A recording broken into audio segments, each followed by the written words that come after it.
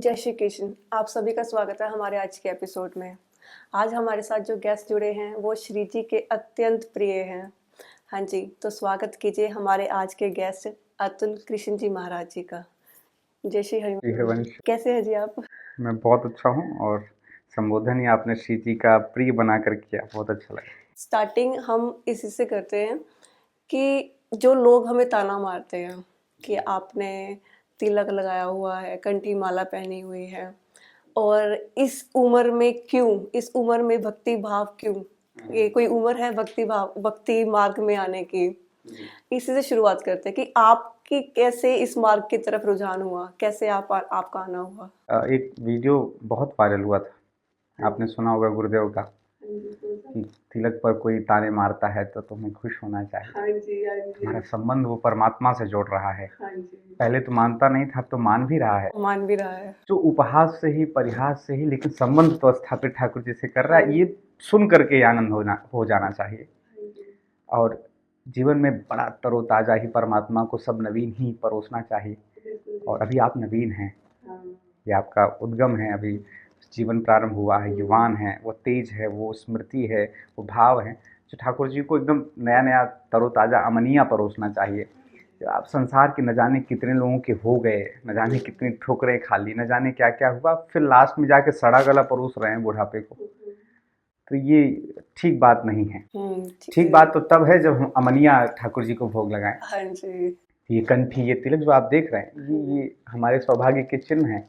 ये कंठी तुलसी जी हैं जो हम इस शरीर को भोक्ता परमात्मा के भोग्य बना रहे हैं। और तिलक से अद्भुत है। और जो आपने पूछा इस मार्ग में कैसा आना हुआ, ये ठाकुर जी की ही कृपा ले आती है। ना हमारे अंदर सामर्थ्य है, ना आपके अंदर सामर्थ्य है।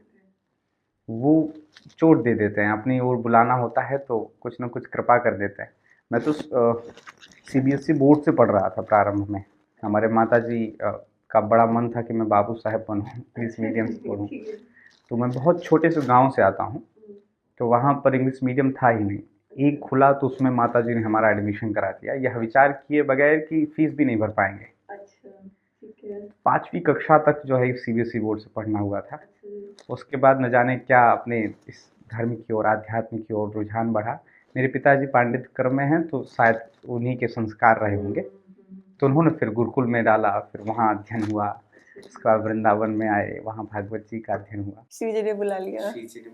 और उस समय तो मात्र एक ही उद्देश्य था, कथावाचक बनना। बचपन से कथा करने का उद्देश्य और वही भाव, तो उसी को लेकर के मैं दिन रात कार्यरत भी था। लेकिन प्रथम सुने भागवत भगवत मुखबाणी, हमारे आचार्य वृंद भी कहते हैं, रसिक वृंद भी कहते हैं, यदि आपको निकुंज रस में प्रवेश करना है तो आपको भागवत जी में पहले प्रवेश करना पड़ेगा। भागवत जी कथा सुनने के बाद या उसमें प्रवेश करने के बाद तब थोड़ी बहुत आपकी पात्रता बनेगी उस रस में प्रवेश करने की। तो भागवत जी का अध्ययन 3 वर्षों तक खूब अच्छे से हुआ। और उसके बाद फिर मैं वाल्मीकि रामायण रामचरितमानस जी के लिए मैं अयोध्या गया। इससे पूर्व मुझे लगता है कि मैं केवल श्लोकों को रट रहा था, कहानियों को पढ़ रहा था, लेकिन जीवन में जो रस भरना चाहिए वो नहीं था। लेकिन अयोध्या जाने के बाद एक अच्छी कृपा हुई। मैं आज से 5 वर्ष पहले अयोध्या गया था, और 5 वर्ष पहले की अयोध्या थोड़ी अलग थी। वहाँ के संतों का जो दर्शन, हजारा माला लेके सीताराम सीताराम सीताराम जप कर रहे हैं, चारों तरफ संतों का ही दर्शन होता था। वैराग्य की भूमि है अयोध्या, और वहाँ जाने के बाद सहज वैराग्य आपके हृदय में प्रकट होता है।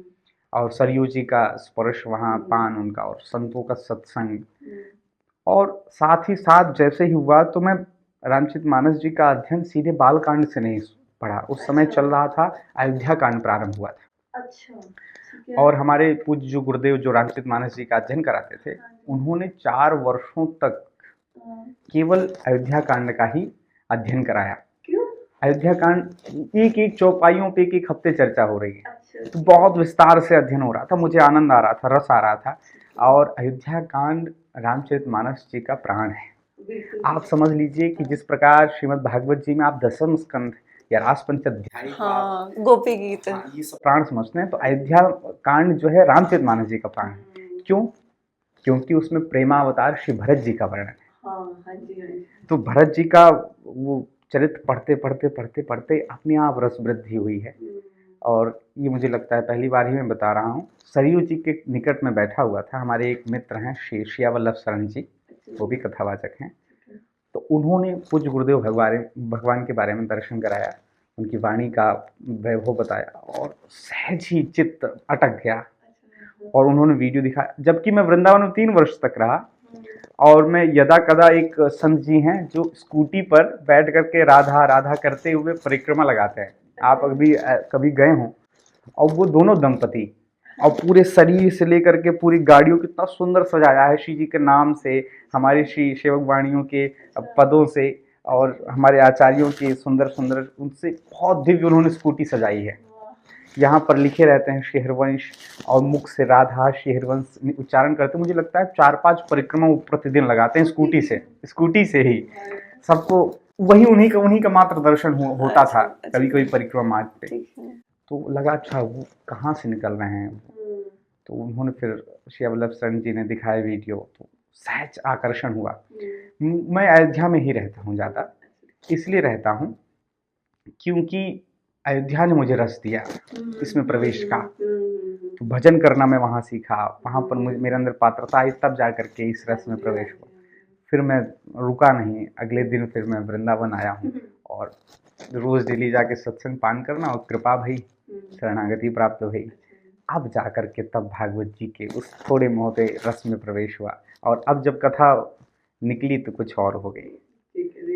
तो मतलब कि वो श्री जी का बुलावा था, वो जो दिखाया गया आपको, वो श्री जी का बुलावा था कि हाँ आ जाओ यहाँ पे। निश्चित आप माँ की गोद में ही हैं और धीरे धीरे आप बोध को प्राप्त होते हैं, तब आपको पता चलता है आप माँ की गोद में, सदैव से गोद में। जितना हमें पता चला है कि आपने प्रेमानंद महाराज जी से दीक्षा प्राप्त की है, तो प्रेमानंद महाराज जी के बारे में थोड़ा सा जानना चाहेंगे जी। जैसे कथाओं में कभी कभी वर्णन करते हैं कि ठाकुर जी का प्रत्येक स्वरूप, उनके द्वारा प्रत्येक कार्य या फिर उनका प्रत्येक अंग भगवान ही है। भगवान की वाणी भी भगवान है, भगवान का दर्शन भी भगवान है, भगवान का प्रत्येक कृत्य भगवान है, भगवान से विलग नहीं है। वही ठीक ठीक हमारे जय जय में घटित होता है। आपको अभी वृंदावन की रस माधुरी जो है वो ऐसे नहीं मिला करती है। बड़े बड़े ऋषि वृंद आते हैं और उस रस का आस्वादन करते करते फिर उस निकुंज रस की सेवा में रत हो जाते हैं। लेकिन ये प्रथम सौभाग्य है, मुझे लगता है हम लोग ऐसे स्वर्णिम युग में, ऐसे सुंदर समय में दर्शन कर रहे हैं, वाणी का लाभ ले रहे हैं, दर्शन का लाभ ले रहे हैं। और वाणी न जाने कितने युवाओं को जीवन में अप्रतिम परिवर्तन ला रही है।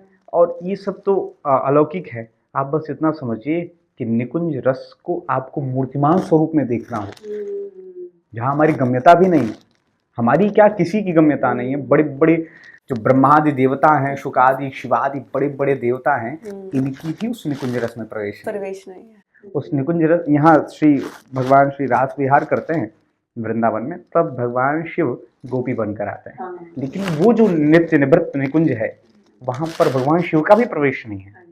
ऐसे रस माधुरी को उच्छृत करते हुए हम सभी कलिकाल के कलिबद्ध जो जीव हैं, जो मुझे लगता है ठीक से पुण्य भी नहीं कर सकते हैं, और भगवत प्राप्ति की तो बात दूर रही, हमें सीधे वो पका पकाया पकवान मिल रहा है। ये सौभाग्य ही है, और सौभाग्य नहीं, महती कृपा है श्री जी की, जो एक रूप धारण करके वृंदावन में किलिखंज में विराजी हैं। अलग से मुझे लगता है कि अप्राप्ति नहीं बची है। मैं वृंदावन जाता हूँ तो मैं अपना व्यक्तिगत कह रहा हूँ, हो सकता है मैं गलत भी हो सकता हूँ, आचार्य वृंद मुझे मार्गदर्शन करेंगे। मैं वहाँ जाता हूँ तो मुझे लगता है बस हो गया, सब बन गया, अब कुछ नहीं करना।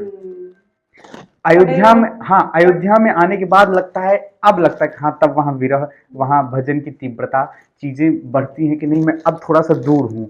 वहाँ जाते ही सब कुछ मिल जाता है। गुरुदेव का 10 सेकंड के लिए अगर दर्शन हो जाता है तो लगता है बस हो गया, चित्र लिखे से न्योछावर, सब कुछ मिल गया, अब कुछ प्राप्ति ही नहीं बची है।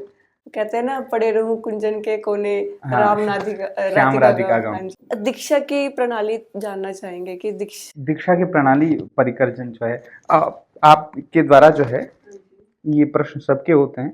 तो एक ऐप है श्री राधा केली कुंज, मैं आपको दिखाता भी हूँ। इसमें जो है लगभग जो आपके प्रश्न होते हैं, जैसे अभी मैं बताऊंगा तो आप भूल भी जाएंगे क्योंकि यहाँ पर कुछ नियमावलियाँ हैं जो आपको लगभग 6-7 महीने या 1 वर्ष तक फॉलो करने होते हैं। आप योग्य बनते हैं थोड़े से, तब शरणागति की दीक्षा कृपापूर्वक प्राप्त होती अच्छा, है। तो पहले ये करना पड़ता है फिर उसके ये बाद? करना पड़ता है। अच्छा। उसमें श्री हमारे जो ग्रंथ हैं, हाँ श्री जी। दशकों के, हाँ श्री जी। हित 84 जी हाँ, हैं, 84 उनका जी। नित्य जो है 12 पदों का पाठ करना हाँ होता है। जी। श्री राधा सुधानिधि जी हैं, अच्छा जी। उनके 10 श्लोकों का पाठ। अच्छा जी, इस ठीक है। प्रकार से श्री सेवक जू की वाणी, उसमें से अच्छा, लगभग ठीक है। 5 छंद हैं, अर्थ सहित उनका पाठ करना होता है। ठीक है। अष्टयाम सेवा पद्धति जितनी सेवा आप ले सकते हैं, तो ये चीज़ें आपको राधा केली कुंज पे ही मिल जाएंगी। वो ऐप है ठीक है जी। जो श्री आश्रम के द्वारा ही प्रकाशित है, ओके। तो उसमें सारे ग्रंथ भी उपलब्ध हो जाएंगे, सारी नियमावलियाँ भी उपलब्ध हो ओके, जाएंगी। सारी और प्रणाली। अब तो कितना सुंदर डिजिटल कर दिया, आपको टाइमर लगाना हो उसमें आप टाइमर लगा लीजिए कि कब चैंटिंग करनी है, आपको क्या समय, ये सारी ऐप आप कभी देखेंगे, आपको आनंद आएगा। इतना सुगम कर दिया है गुरु भाइयों ने, इसमें सारी चीज़ें उपलब्ध हो गई हैं। ठीक है जी। ये नित्य पाठ से लेकर अष्टयाम सेवा से लेकर रचकों की वाणी से लेकर के सब कुछ उपलब्ध है। ठीक है जी। और यहाँ तक कि आप अष्टयाम सेवा के जो पद हैं, हाँ जी। पहले लोग गा भी नहीं पाते थे। हाँ जी। कुछ कुछ छंद ऐसे होते हैं जो नहीं। सामान्य हाँ जीवों जी। के लिए ठीक नहीं कर पाते हैं, तो उन्होंने फिर उसमें वीडियो भी उपलब्ध करवा दिया है, सुन सुन के ही गाइए। तो इतनी सुलभता है, और अब भी लोग ना कर पाएँ तो फिर मुझे लगता है कि हमारी मंदमती होगी।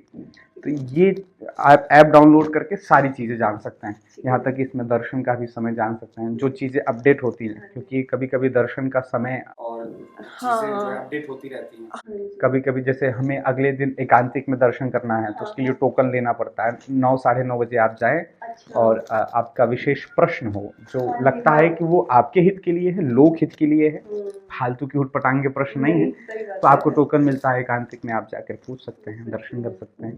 तो केली कुंज जी, एक ऐप का नाम है। हाँ, राधा केली कुंज। राधा केली कुंज, ठीक है जी। शायद पिछले महीने की बात है जब महाराज जी की यात्रा का विरोध किया गया था।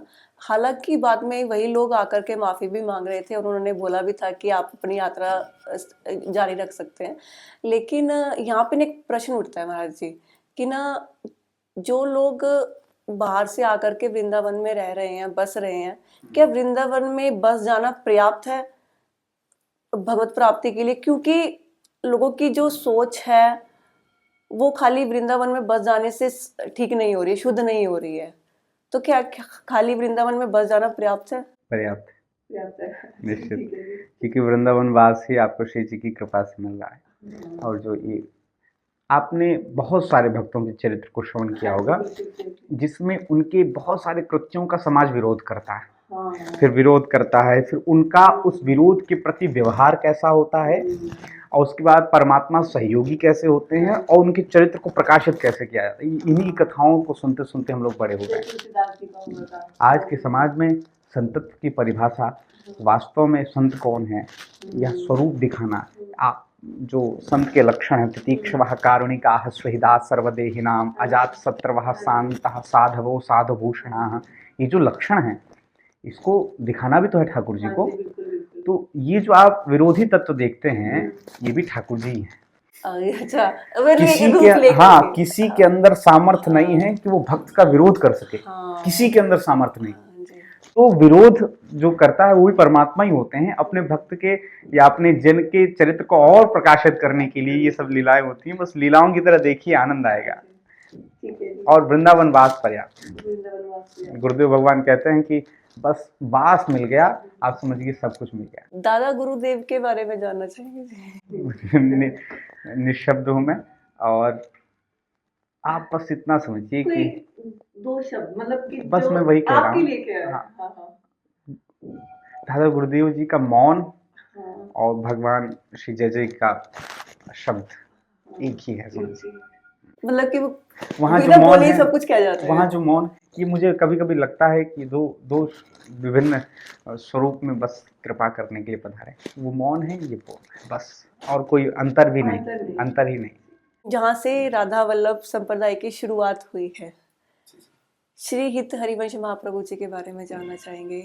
कैसे उनका, हम लायक तो नहीं है कि उनके बारे में बात करें, लेकिन एक आजकल के युवा पीढ़ी के लिए, क्योंकि वो जानना चाहते हैं, उनके लिए जानना चाहेंगे कि महाप्रभु जी कौन है, कौन और कैसे वृंदावन आना हुआ, कैसे राधा वल्लभ जी उनको मिले। सही में आपने जो बोला कि हम लोग अपात्र ही हैं, हाँ जी। लेकिन चेष्टा अवश्य करेंगे। मुझे कभी कभी लगता है कि आप कदाचित भगवान श्री कृष्ण का भी वर्णन कर सकते हैं और उनकी कृपा से श्री जी तक पहुंच सकते हाँ हैं, जी। लेकिन श्री हित महाप्रभु जी हैं जो हमारे, मुझे लगता है कि अगर आपको श्यामा शाम को देखते ही एक प्रेम प्रकट होता है बिल्कुल होता है ना? उस प्रेम को देखना है हाँ। तो महाप्रभु जी को देख लीजिए। अच्छा। प्रेम का साक्षात रूप। तो वो श्यामा शाम के मूर्तिमान प्रेम के स्वरूप है। अच्छा। इसलिए श्री जी कहती हैं, आप जब भगवान श्री कृष्ण तक पहुंचते हैं भक्ति करके हाँ जी। और उनके सामने आप वृंदावन में जाके राधे राधे कह देते हैं, अच्छा जी। मुख से रा निकलता है, हाँ जी। तो कृष्ण परम लोभते, वो इतना लोलुप, वो कौन बोलने वाला है मेरी श्यामा जी का नाम, हाँ। एकदम तटस्थ हो जाते हैं। हाँ तो जी। पीछे पीछे न्यौछावर हो जाते हैं, अब धा बोल दे, अब धा बोल दे, और कहीं आपने धा बोल दिया तो क्या दूं, वो उनसे रहा नहीं जाता है। और जिनके रोम रोम में पूरा ब्रह्मांड वास करता है, जो जिनके लिए कुछ भी अदेय नहीं है, वो भी उस समय स्वयं को रंग की भांति महसूस करते हैं कि मैं इसको क्या दूं, इसके बराबर तो कुछ देने योग्य है ही बना ही नहीं है। हाँ हाँ हाँ हाँ जी। तो फिर वो एकदम रंग जैसा महसूस करते हैं। तो तब तक श्री जी आती हैं। अच्छा। आप परेशान मत होइए, हाथ पकड़ करके श्याम सुंदर को ही उस भक्त को समर्पित कर देते हैं। ठीक है। तो राधे राधे कहने से, श्री जी का नाम लेने से भगवान श्री कृष्ण लोलुपवान हो जाते हैं और वो श्री जी के श्री चरणों तक पहुंचाने की चेष्टा करते हैं अपने साथ। और मुझे लगता है कि आप दोनों श्यामा शाम का जब स्मरण करते हैं तब श्री जी कहती हैं कि जो श्री हरिवंश कहता है, मैं उस पर न्यौछावर हो जाती हूँ। ये आपने श्री कृष्ण, अगर आपने राधा का, श्री राधा क्या, तो कृष्ण न्यौछावर हो रहे हैं।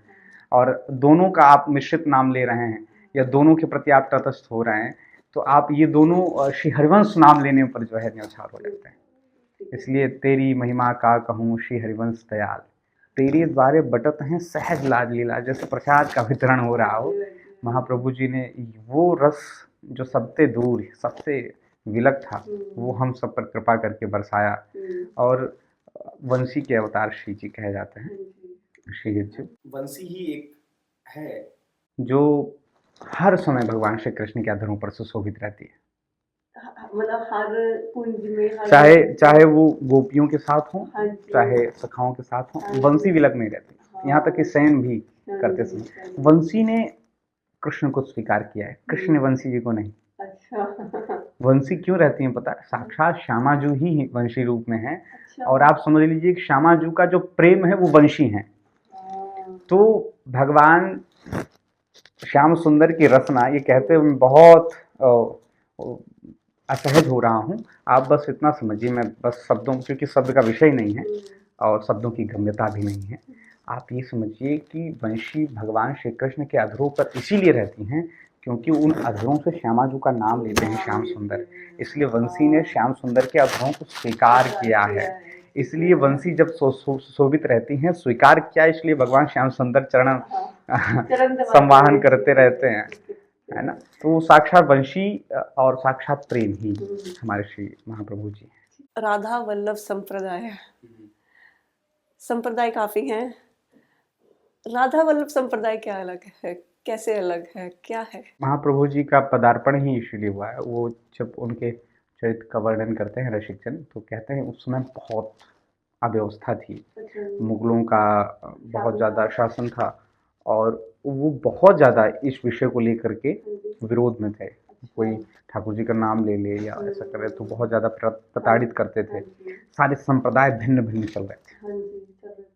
और मैं कहूँगा अभी आपको आनंद आएगा, उस समय जब महाप्रभु जी आए तो उनकी वाणी को सुन करके सारे संप्रदाय एक मत हो गए थे। अच्छा।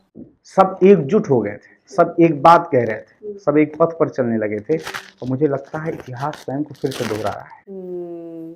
सारे संप्रदाय अपने अपने ज्वार को लेकर के स्थिति विकृत कर रहे थे। अब जैसे ही हमारे जय जय आए, आप देखो कि सारी चीजें एक हो गई, सारे संप्रदाय एक जैसे लगने लगे हैं, सब उसी पथ पर चलना चाहते हैं। क्योंकि मुझे लगता है ठाकुर जी को प्राप्त करने की समग्र स्थिति महाप्रभु जी के द्वारा ही जन्म दी जा सकती है। और मुझे लगता है कि वो स्थिति दोबारा इतिहास दोहरा दे जो हम लोग देख रहे हैं, जो तब नहीं देख सके पर अब देख रहे हैं, अब देखने को। कोई भी हो, सब इस बात को मान रहे हैं। कोई पंथ हो, कोई यहाँ तक कि बहुत कम ऐसा होता है कि विधर्मी भी आकर के, हाँ जी। अलग धर्म के भी आकर के आपकी बात को सुने और आपकी बात पर चलने का प्रयास करें, चाहे वो मुस्लिम हो, चाहे क्रिश्चियन हो, चाहे सिख हो, और भी न जाने कौन कौन। ये तरीके से मुझे लगता है कि स्वर्णिम युग ही है। हाँ जी। और बिना कहीं गए अपनी जगह हाँ, पर एक जगह, बैठ एक जगह ये पर बैठा प्रकाश है। हाँ जी। शिव जी का हमने देखा है कि ना वो उनके यहाँ मंगला दर्शन बड़े सबसे अलग होते हैं वृंदावन में। जी, जी। क्या क्या कारण है कि मंगला में श्री जी कभी कोई रूप धारण करके आते हैं, कभी कोई रूप धारण करके आते हैं? देखिए, दर्शन जो है ठाकुर जी का ही अप्रतिम है। यदि वास्तव में हम लोग 32 अपराधों को छोड़ करके, शास्त्रों में 32 अपराध बताए गए हैं अच्छा जी। मंदिरों में या फिर धामों में जाने के लिए, हाँ। यदि उनका त्याग करके अच्छा। यदि हम किसी भी दर्शन के लिए जाते हैं तो अच्छा। आप ये अनुभव करेंगे कि जो विग्रह है वो साक्षात आपसे बात कर रहे हैं। हाँ जी। तो। और वृंदावन में जाने के बाद मुझे लगता है कि अब हम्म। जय जय के द्वारा बहुत सारे अपराधों से लोग बच रहे हैं। पहले बहुत सारे अपराधों को जन्म लिया जाता था, कभी हम ब्रजवासियों के प्रति, हाँ कभी जी। वहाँ के जीव जंतुओं के प्रति, लताओं के प्रति, पर्यावरण तो के न जाने प्रति। कितने अपराधों को करते हुए जा रहे थे, इसलिए वो अनुभव नहीं मिल रहा था। अनुभव नहीं मिल रहा था। अब जब जाकर के वृंदावन की महिमा प्रकाशित और हो रही है हाँ जय जय जी। के द्वारा, और चीज़ों को सतर्क हो रहे हैं, अपराधों से बच रहे हैं, सबके प्रति विनम्रता का भाव, समर्पण का भाव, अब मुझे लगता है कि अब वो रस के हम धीरे धीरे पास, क्योंकि अगर हम अबोधता में हैं तो वो घटना घटती थी, पहले भी घटती थी, क्योंकि नित्य वृंदावन है, लेकिन हम उसके पात्र ना होने के कारण उस अनुभव को ले नहीं पा रहे थे। लेकिन अब जब अपराधों से बच रहे हैं, सजग हो रहे हैं, अवेयरनेस में आ रहे हैं, साक्षी भाव में आ रहे हैं, तो अब वो घटनाएं भी घट रही हैं, लोग उसका आस्वादन कर रहे हैं और हर्षित हो रहे हैं। और देखिए, रात को भीड़ इकट्ठा हो जाती है, दिन में लगता है कि सुनसान हो गई है वृंदावन। वो जो मंदिरों की भीड़ है वो तो है ही, लेकिन अचानक से जो है 12 बजे जो कोलाहल होता है, और वृंदावन तो रात्रि का ही है। हमारे श्यामा श्याम तो रात्रि को कहाँ सोते ही हैं, तो गुरुदेव चलते हैं तो लगता है बस। एक ना चीज मैंने नोटिस की है राधा वल्लभ जी श्री जी में, श्री जी का मुकुट बहुत बड़ा होता है। मैंने बाकी सभी ठाकुरों को देखा है, सभी ठाकुर छोटे छोटे मुकुट पहनते हैं, कोई अलग अलग, लेकिन श्री जी का मुकुट बहुत बड़ा होता है। क्या कारण है श्री जी का मुकुट इतना इतना भारी भार लेके रखते हैं अपने सिर पे? एक प्रश्न मुझे याद आ रहा है, वैसे ये रस की चर्चा है। एक बार श्याम सुंदर जो है झरोखे से देख रहे थे, श्यामा जी का श्रृंगार हो रहा था। अच्छा। और सारी सखियां और सहचरियां मिल करके सारे आभूषण सजा रही थी। और यहाँ पर आभूषण श्यामा को इसलिए नहीं पहनाया जाता है कि वो सुंदर दिखें। अच्छा। इतने सुंदर श्याम सुंदर और श्यामा जो हैं कि आभूषण पहनाकर उनकी सुंदरता को ढका जाता है। तो वो जब आभूषण पहन रही थी शीजू, तो श्याम सुंदर ने देखा कि बताओ इतनी कोमलांगी हैं श्री श्यामा जी, और ये जो आभूषण है ये कितना कष्ट दे रहे होंगे, है ना। तो उन्होंने उनसे रहा नहीं गया। अच्छा। गजब की उनको पीड़ा हुई इस बात को लेकर। और कहते हैं उन्होंने जाकर तप किया। अच्छा। शायद त्रिपुर सुंदरी जी का तप किया। अच्छा जी। और अधिष्ठात्री देवी कही जाती हैं, उनका तप क्यों प्रकट हुई, क्या चाहिए आपको, आपको क्या चाहिए अब, आप क्यों तप कर रहे हैं। तो उन्होंने कहा कि श्यामा जी का श्रृंगार होता है, आभूषण पधराए जाते हैं, आभूषण कितना कष्ट दे रहे होंगे। इतनी कोमलांगी है श्रीजू कि पराग भी मुझे लगता है पुष्पों के उनको कष्ट देते हैं, ऐसा लगता है। ऐसी स्थिति में जो श्याम सुंदर इतना प्रेम करते हैं, शरणागत रहते हैं, चरणों की सेवा में रत रहते हैं, तो उनको कष्ट नहीं होगा। तो क्या चाहिए फिर आपको, क्या करूं मैं आपके लिए। तो श्याम सुंदर ने कहा कि आप मुझे आभूषण बना दीजिए। अच्छा। श्यामा जी के जितने आभूषण हैं मैं बन जाऊं। अच्छा। मैं बन जाऊंगा तो मुझे भी लोग कोमल कहते हैं, तो मैं उसको सारे अंगों को सजो कर रखूंगा। और कहते हैं वो सारे आभूषण श्याम सुंदर बने श्रीजू के। तो आप ये जो आभूषण पधराते हैं, आप इसको इसी भाव से पधराया करिए कि श्याम सुंदर ही श्री जी के लिए बने हैं। ठीक है। तो मुझे लगता है वो बड़ा मुकुट भार तो नहीं लगता होगा, क्योंकि श्याम सुंदर ही बने हैं। ठीक है जी, ठीक। हम ना थोड़ा सा रैपिड फायर कर लेते हैं। रैपिड फायर में एक दो प्रश्न जो होंगे उसमें आपको 1 वर्ड में आंसर देना है कि आप क्या सोचते हैं, 1 वर्ड में बताना है। ठीक है। आपको डर किस चीज से लगता है? प्रपंच से, फंस न जाऊं। माया में न फंस। आपके लिए राधा वल्लभ जी कौन है? और प्रेमानंद महाराज जी? मैं विलक देख ही नहीं पा रहा हूँ। सेम। ठीक है। सुकून क्या है? सुकून राधा, नाम जप मात्र। बेस्ट बुक जो वैष्णवों को या वृंदावन से प्रेम करने वालों को जरूर पढ़नी चाहिए। श्री 84 जो ठीक है जी। आपका फेवरेट भजन? मात्र नाम संकीर्तन किसी भी धुन में किया जाए। हाँ, अब पदों की श्रृंखला तो बहुत ज़्यादा है। 3 वैल्यूज बतानी है जो जिस पर बेस्ड आपकी लाइफ है, मतलब जिस पर आप अपनी लाइफ को जी रहे हैं। 3 वैल्यूज। सबसे पहले तो गुरुवाणी जो है मेरे लिए वही सर्वोपरि है और उसी के साथ में जीता हूँ। ठीक है। मुझे लगता है कि मैं कहीं भी रहूं, हाँ जी। मैं वृंदावन में हूँ उस वाणी के आधार पर। गुरुदेव का वचन सर्वोपरि है और उसी को करने की चेष्टा करता हूँ। वो जो कह रहे हैं, जो आज्ञा कर रहे हैं, कभी कभी गलतियाँ भी होती हैं, फिर मैं सुनता हूँ, फिर आगे बढ़ने की चेष्टा करता हूँ। ये प्रथम है। और नाम प्रयास रहता है आहर निश्चले, क्योंकि वैसे चलता नहीं हूँ, भजन नहीं हो पाता है, लेकिन गुरुवाणी का प्रताप ऐसा है कि एनर्जी मिलती रहती है। और सबसे महत्वपूर्ण, मैं वर्तमान में रह करके साक्षी भाव में स्थित होना चाहता हूँ। मैं न भूत में ट्रैवल करना चाहता हूँ, न भविष्य में ट्रैवल करना चाहता हूँ। मैं आज में रहना चाहता हूँ, प्रेजेंट में। प्रेम को कैसे डिफाइन करेंगे? दर्शन कर लीजिए। मैंने कहा कि हमारे महाप्रभु जी का, मुझे लगता है कि श्री महाप्रभु जी का चलना, बोलना, उठना, बैठना, दर्शन सब कुछ प्रेम की परिभाषा के लिए ही घटित हुआ है। एक सचल रूप है प्रेम। सचल रूप। लोग पूछते थे कैसे कहा जाए, देख लो भाई, देख लीजिए प्रेम को कैसे दिखता है, कैसे चलता है। एक काम जो आप अपने 40 से पहले करना चाहेंगे? 40 से पहले मैं तो कहता हूँ कि बस दर्शन हो जाए बस। श्यामा शाम का वो जो निकुंज रस है उसमें वैसे भाव तो खूब मानसिक रूप से खूब बनाते हैं।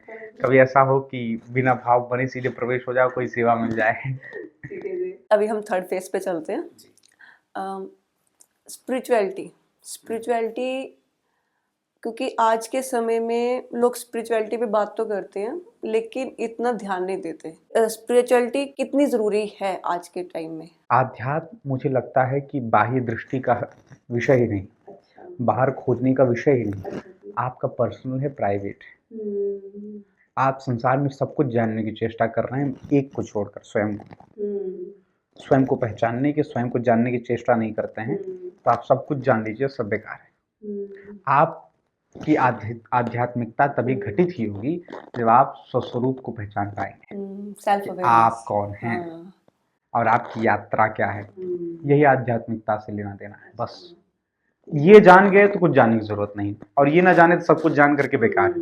अगर आपने खुद को ही नहीं जाना तो आपने नहीं, खुद को ये जानना है कि आप कौन हैं, क्यों आए हैं। आप कौन हैं, मात्र इतने जानने से पर्याप्त है कि आप नित्य जो है ठाकुर जी के दास हैं।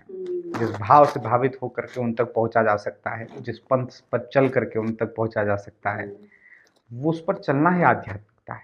और ये आपका पर्सनल है, प्राइवेट है, बाहर से कोई लेना देना नहीं। न जाने कितने प्रश्न गुरुदेव के पास आते हैं ना कि हमको भक्ति करना चाहते हैं और शायद तिलक, स्वरूप, कंठी और ये सब, लेकिन परिवार मान नहीं रहा है, विरोध में है। तो ये सब सहयोगी हैं आपके आध्यात्मिकता के। लेकिन यदि बाहर बाधक बन रहे हैं तो इसका त्याग करके भी अंदर से आप जो है स्पिरिचुअल रह सकते हैं, है ना। यही आध्यात्मिकता है। हमारे श्री रसिक जन हुए श्री नेह नागरीदास जी महाराज, नाम सुना आपने? उनके बहुत सारे पद हैं। तो वो श्री 84 जी के किसी भी पद को ले लेते थे महाप्रभु जी, किसी, और उसका दिन भर उसी का चिंतन करते थे, उसी में डूबे रहते थे।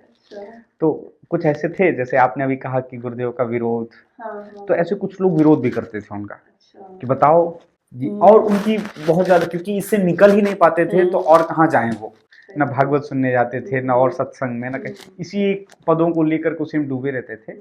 श्री महाप्रभु जी के ही पुत्र थे, वो कथा कर रहे थे भागवत जी की, तो उनसे जाकर उन्होंने कहा देखिए आपकी कथा सुनने नहीं आते हैं, आपको आज्ञा करनी चाहिए इनको।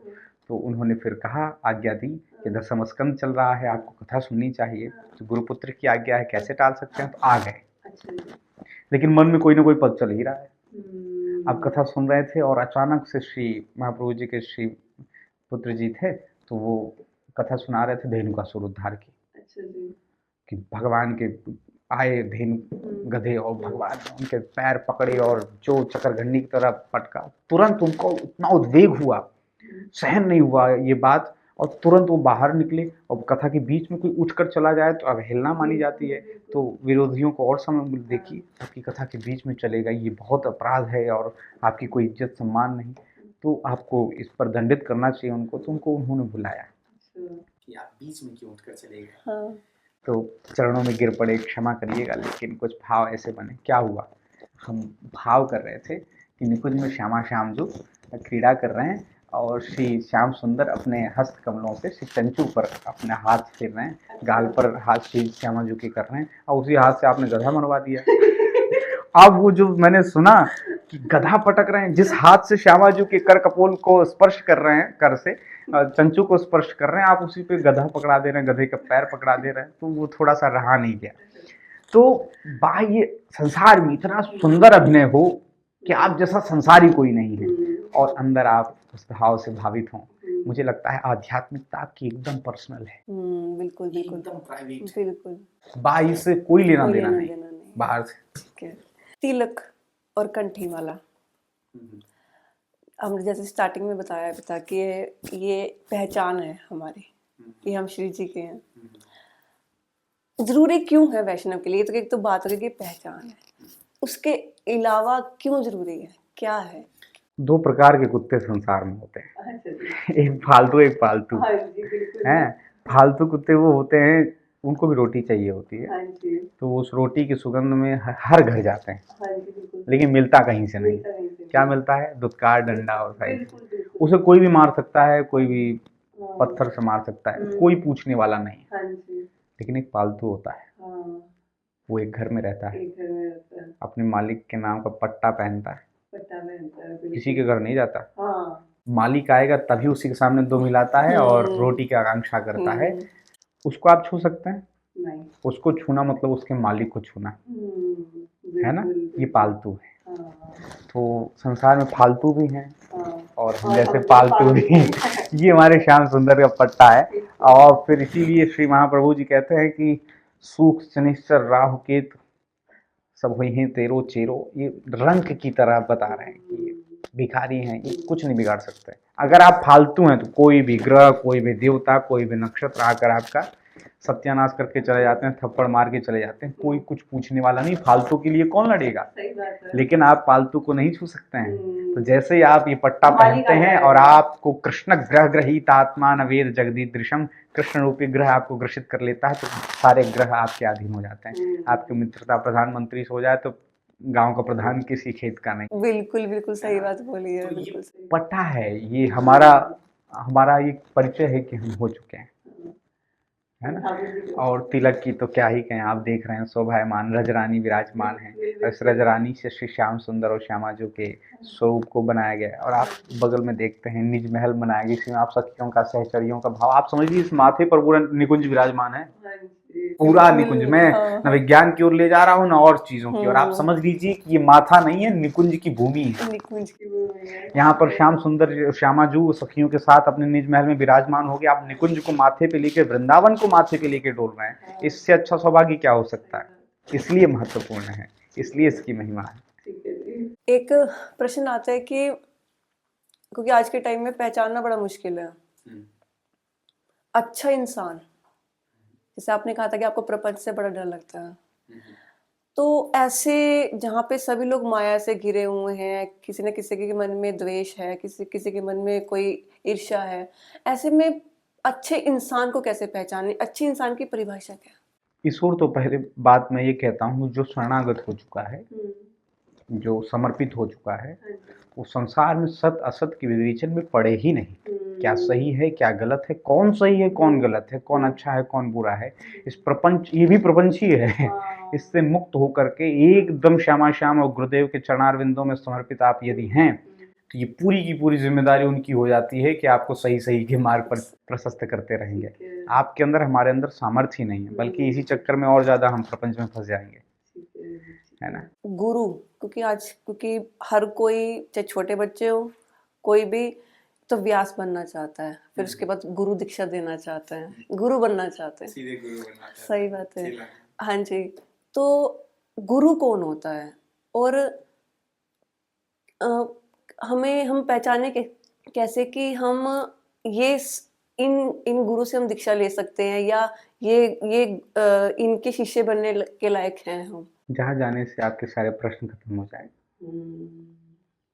जहाँ बैठने से सहज आपके हृदय में ठाकुर जी के प्रति भाव उत्पन्न हो जाए, उनको प्राप्त करने की मोक्षा इच्छा दीक्षा एकदम विकराल स्थिति में हो जाए, एकदम जैसे अब रहा न जाए, अब प्राप्ति ऐसी हो, सामने रसगुल्ला हो खाए बिना न रह जाए, और जिनके चरणों में बैठने के बाद सहज आपके हृदय से वो प्रेम छलके और वो नेत्रों तक आ जाए और टप दिन आंसू गिर जाए, बस उसी चरणों को पकड़ लीजिएगा और आप नहीं परिचय कर सकते हैं, आप पहचान नहीं सकते हैं गुरु, क्योंकि गुरु अलग से होता ही नहीं, कहीं संसार से नहीं आता, कोई संसारिक हाड़ मांस का पुतला गुरु नहीं होता, साक्षात परमात्मा ही गुरु है। आपके हृदय में जैसे ही भगवत प्राप्ति की उत्कंठा एकदम तीव्र हो जाती है, अब रहा नहीं जाता है, तो वही गुरु ही, गोविंद ही गुरु रूप धारण करके आपके जीवन में पधराते आ जाते हैं। भिन्न भिन्न स्वरूप ही नहीं है। गुरु ब्रह्मा है, गुरु विष्णु, गुरु साक्षात महेश्वर। गुरु अलग से आते ही नहीं है। वो मैं कभी कभी एक रूपक देता हूँ, एक संत जी ने मुझे बताया था कि कुएं में आप फंसे हैं, गिर गए, आप निकल नहीं सकते उसमें से। निकल सकते हैं? अपने आप नहीं निकल सकते, कोई निकालेगा। और उसके लिए आपको क्या करना पड़ेगा? आवाज देनी पड़ेगी, चिल्लाना पड़ेगा, आवाज देनी पड़ेगी, क्या करना पड़ेगा? बचाओ बचाओ बचाओ, और ये निरंतर आपका चिल्लाना होना चाहिए। दो रास्ते हैं आपके पास, या तो आप उस कुएं को ही जीवन मान लीजिए और वहाँ जो उपलब्ध हो उसी को खाकर वहीं पे रहिए आप। और वहाँ पे क्या उपलब्ध है भैया? गंदगी के अलावा कुछ नहीं, और आपके द्वारा भी गंदगी ही की जाएगी। इस संसार में आप, ये जो भवकूप है संसार का, इसमें आप गिरे ही हो, और यहाँ पे जो आप विषयों के प्रति आकर्षित हो रहे हैं, ये विष्टावत ही हैं। या तो इसको जीवन मान करके यहाँ के विष्टावत संबंधों को, विषयों को मानकर आप या तो यहीं पे अपना जीवन मानिए, या तो यहाँ से निकलने के लिए आप बचाओ बचाओ चिल्लाइए। और ये बचाओ बचाओ ही भगवान का नाम है, राधा राधा राधा राधा। और ये सतत होना चाहिए, निरंतर आपको चिल्लाना पड़ेगा। पता लगा आपने 23 घंटा चिल्लाया और 1 घंटा आराम कर लिया, उसी 1 घंटे में कोई गुजर गया तो सही बात है। और जब आपका सतत चिल्लाना हो जाएगा, अब नहीं रह सकता, मुझे बाहर निकलना है, तो भनक पड़ेगी किसी के कान में, और वो होता है परमात्मा ही। तब वो आता है, कहता मैं तुम्हें निकालूंगा। ये वाणी होती है गुरु की। वो गोविंद गुरु बन करके उस कुएं पर आया है। क्या करना पड़ेगा इसके लिए? मैं रस्सी फेंकूंगा, साधना की रस्सी, संयम की रस्सी, नियम की रस्सी। तुझे बस मेरी बातों को सुनते हुए एक एक रस्सी को पकड़कर ऊपर चढ़ना है। ये साधना की रस्सी है जो भवकूप से निकालने वाली है, जो गुरु आज्ञा करते हैं। ये रस्सी फेंका है उन्होंने। यदि ठीक से हम गुरु के वचनों का अनुकरण करते हैं तो इस भवकूप से निकलने से आपको कोई नहीं रोक सकता है। और जब आप इस भवकूप से निकल करके उस कुएं के ऊपर पहुंचते हैं, हमारे गांव में उस कुएं की जो परिधि है उसको जगत कहते हैं। क्या कहते हैं? जगत। जगत, हाँ, अच्छा, समझ गए। और जब आप समझ जगत गए। की उस परिधि पर हाँ, हाँ, पहुंचते हाँ। हैं, तो जिसको आप गुरु मानकर वचनों का अनुकरण कर रहे थे, तब वहां जब साक्षात्कार गुरु का होता है तो आपको ये पता चलता है ये गुरु नहीं, साक्षात गोविंद ही हैं। और उस परिस्थिति में आपके मुख से निकलता है गुरु ब्रह्मा गुरु विष्णु गुरुदेवो महेश्वरा, गुरु साक्षात पर ब्रह्मा। आप तो, मैं तो सोच रहा था आप गुरुदेव हैं, लेकिन आप तो गोविंद निकले। तो आप देखने में ये लगता है कि आपकी तरह वो दिख रहे हैं, आपकी तरह खा रहे हैं, पी रहे हैं, आपकी तरह स्वरूप है, लेकिन ऐसा है नहीं। वो साक्षात भगवान ही हैं। गुरु की प्राप्ति मतलब गोविंद की प्राप्ति, अलग से कुछ है ही नहीं। मैंने देखा है कि राधा वल्लभ जी का ब्याहुला उत्सव बड़ा होता है। बार बार वो उनके ब्याह होता रहता है, दिखाते रहते हैं कि आज श्री जी का ब्याह उत्सव है, आज श्री जी का ब्याहुला उत्सव है। राधा वल्लभ जी के इतना ब्याहुला उत्सव क्यों होता है? क्योंकि बाकी इसमें कहीं नजर नहीं आता, पर राधा वल्लभ जी का बहुत नजर आता है। तो आप सोचिए कि श्री महाप्रभु जी ही 2 विवाह करके आए थे, और राधा वल्लभ जी का बार बार ये सब लीलाएं चलती रहती हैं, और आप ये पूछ रहे हैं कि भगवान श्री कृष्ण का इतना विवाह क्यों होता है? इतनी शादियां ही हुई हैं, तो मौज में जो है भक्त लोग, कोई ना कोई उत्सव चाहिए। उत्सव ही आपको महोत्सव में प्रवेश देते हैं। तो ये वृंदावन की, तो मुझे लगता है वृंदावन का एक भी दिन ऐसा नहीं जाता जहाँ वहाँ पे कोई ना कोई उत्सव न हो। है ना। क्योंकि ज़्यादातर लोग बिजी रहते हैं तो कम ही समय के लिए वृंदावन जा पाते हैं, जनरली एक ही दिन के लिए जा पाते हैं। तो जो एक दिन के लिए वृंदावन जा रहे हैं, तो वृंदावन के कौन कौन से स्थान ऐसे हैं जहाँ पर उन्हें जाना चाहिए उस एक दिन में? एक दिन के अंदर आप जा रहे हैं तो सबसे पहले ठाकुर जी का दर्शन करिए, जो प्रत्यक्ष हैं आप, जो श्री बांके बिहारी जी हैं, श्री राधा वल्लभ लाल जो हैं, श्री राधा रमन जो हैं, ये सब एक ही रास्ते भी पड़ जाते हैं। और इनको आप मूर्ति तो बिल्कुल मत समझिए, साक्षात ठाकुर हैं। और दिव्य दर्शन इनका करिए और फिर रात्रि को गुरुदेव का दर्शन करिए, यात्रा पूरी हुई। जैसे अभी गर्मियाँ स्टार्ट हो गई है, ग्रीष्म ऋतु स्टार्ट हो गई है, तो इस ऋतु में, गर्मियों में श्री जी की सेवा कैसे करनी चाहिए? क्या क्या ज़रूर आपको करना चाहिए अपने घर पे श्री जी की सेवा में? सबसे पहले तो आप अपना ही जीवन देखिए, गर्मी शुरू होते ही आपको ठंडी चाहिए होती है। तो ठंडी से रिलेटेड जितनी चीज़ें हैं, खास करके जल की झारी सदैव आपको प्यास लग रही है, हमको बार बार लग रही है, हम मंदिरों में बिना पानी के ठाकुर जी को पधराए हुए हैं, तो जल की झारी अवश्य होनी चाहिए। और जब अष्टयाम सेवा में आप प्रवेश करते हैं, कभी कभी तो सुलभ मैंने बताया वो ऐप में अष्टयाम सेवा में क्या क्या पद हैं, पदों के द्वारा आप ये जान पाएंगी कैसे सहचरियाँ हमारी श्री सखी वृंद किस प्रकार से श्यामा श्याम के को की सेवा करते हैं। तो कोई जल की झारी लेकर खड़ी हैं, कोई पान का वीरा लेकर खड़ी हैं, और ग्रीष्म ऋतु के जो ठंडे ठंडे फल होते हैं, ठंडे ठंडे पदार्थ होते हैं, उन सब की सेवा लेकर के खड़े हैं। वही हमको भी सहचरी भाव से ही ठाकुर जी के श्यामा श्याम को लाड लडाना चाहिए, वैसी उनकी सेवा करनी चाहिए। अक्सर बोला जाता है कि भगवान के घर में देर है लेकिन अंधेर नहीं है। क्या ठाकुर जी आने में देर करते हैं? बिल्कुल नहीं देर करता है। और वो हैं ही, कहीं गए थोड़ी ना है। एक कहानी सुनाऊं मैं आपको। एक राजा था, बहुत जिद्दी राजा था, और उसका बेटा भी बड़ा जिद्दी था। एक दिन उसने खूब डांट लगाई, लगभग 6 वर्ष का रहा होगा राजकुमार, और खूब डांटा किसी गलती पर, और वो इतना जिद्दी था उसने महल छोड़ दिया। महल से बाहर निकल आया और इतना गुस्से में कि मुझे लगता है वो दिन भर चला होगा। राजा ने सोचा कोई बात नहीं, शाम तक तो बच्चे गुस्सा होके जाते हैं तो आ जाते हैं, लेकिन वो राजकुमार इतना दूर निकल गया था कि उसे अब लौटने का रास्ता ही नहीं पता था। और राजा ने खूब खुजवाया लेकिन वो राजकुमार मिला नहीं। 6 वर्ष की अवस्था में गया था, 20 वर्ष बीत गए। अब वो था तो राजकुमार, लेकिन अब घर छोड़ा पड़ा था तो उसे फिर भीख मांगना पड़ा, जीविकोपार्जन के लिए न जाने क्या क्या करना पड़ा, और भिक्षाटन ही करने लगा। अब वो सब कुछ भूल गया कि मैं राजकुमार भी था, आदि आदि। तो एक दिन वो उसी राजमहल में, उसी राज्य में आया भीख मांगते हुए। राजा ने खिड़की से देखा कोई भिखारी भीख मांग रहा है, उसका जो कद काठी स्वरूप देखा तो राजा ने सोचा मैं जवानी में ऐसा ही तो था, कहीं ये मेरा बेटा ही तो नहीं है। उसको ध्यान से देखा तो समझ गया ये पिता पहचान लेता है, मेरा बेटा ही है। लेकिन अभी मैं तुरंत जाकर कह दूं कि तू मेरा बेटा है, एक 20 साल से मांगता हुआ भीख व्यक्ति और कोई राजा चक्रवर्ती आकर कहे तुम मेरे बेटे हो, क्या वो स्वीकार कर पाएगा? नहीं कर पाएगा। तो उसने मंत्री को बुलाया, मंत्री से कहा वो देख रहे हो भिखारी? हाँ मेरा बेटा है। आपको कैसे पता? मैं जवानी में ठीक ऐसा था, मेरी आंखें धोखा नहीं खा सकती हैं, तो अभी मैं उसको स्वागत करूं, उसको ले आऊं? नहीं बिल्कुल नहीं, जैसा मैं कहता हूं वैसा ही करो। तो मंत्री गया है और मंत्री ने कहा कि कितने रुपए भीख मांग लेते हो? बोले खाने भर का। तो बोला, मंत्री ने कहा कि तुम्हें दोनों टाइम भोजन मिलेगा और तुम्हें मैं नौकरी पे रखता हूँ, बस वो झाड़ू रखिए, तुम्हें यहाँ सफाई करनी है।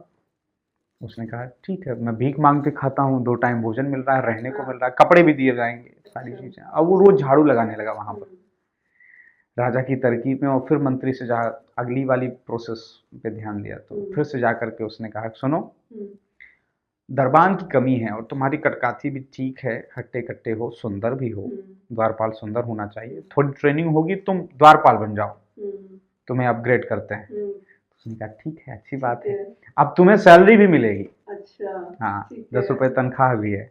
अब उसको ट्रेनिंग दी गई, सारी चीजें व्यवस्थित की गई और अब द्वारपाल बनकर वो खड़ा हो गया। फिर एक दिन राजा जा रहा था, उसने कहा वाह कदकाठी तुम्हारी अच्छी है, तुम्हें तो सेना में होना चाहिए। और फिर उसको फिर ट्रेनिंग दी गई, सेना बना, सेना से उसको अपग्रेड सेनापति बनाया गया। और एक स्थिति आई कि उसे दूसरे राज्य की ओर भेजा गया, जाओ वो राज्य लेकर के आओ। सेनापति बना था तो गया, उस राज्य को जीत करके आया अच्छा। और राजा के सन्मुख खड़ा हुआ। राजा देखकर हर्षित हुआ और बोला, तुम कौन हो पता है? कौन? तुम मेरे बेटे हो। अच्छा। इतने प्रोसेस के बाद अब जब कहा कि तुम मेरे बेटे हो, तभी इतना पौरुष है, इतना स्वरूपवान हो, सारे गुण हैं, तब वो स्वीकार कर पाया इस बात को भी। सीधे उस भिखारी से कहते तो नहीं कर पाता। तो हम लोग भी उसी स्थिति में हैं। देर क्यों हो रही है पता है? योग्य बनाने के लिए, क्योंकि हम योग्य नहीं है। योग्य नहीं है। तो एक एक चीजें जब अपग्रेड होंगे और तब परमात्मा कहेगा तुम मेरे हो, तब मुझे लगता है कि हम स्वीकार कर पाएंगे। अभी भगवान प्रकट होकर कह दें डर लगता है तो मुझे लगता नहीं कि आप स्वीकार कर पाएंगे, ना हम स्वीकार कर पाएंगे। तो हम लोग भजन करके, साधना करके, सत्संग का सेवन करके, अपने सारी इंद्रियों को संयमित करके, आचरणों को शुद्ध करके, गुरु के आदेश पर, मंत्री गुरु है, हाँ, गुरु के आदेश पर सारी चीज जब योग्य बनते हैं, तब परमात्मा हाथ फैला के कहता है तुम मेरे पुत्र हो।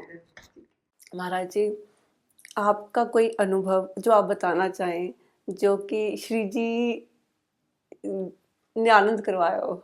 आनंद तो मुझे लगता है कि जब जब मैं वृंदावन जाता हूँ और गुरुदेव 10 सेकंड के लिए दिखते हैं, उस समय मैं कहाँ होता हूँ मुझे पता नहीं है। और प्रथम दर्शन जब हुआ था तो कुछ ऐसा ही था, सब कुछ न्यौछावर हो गया था। लगा कि अब कुछ प्राप्त करने के लिए बचा भी नहीं।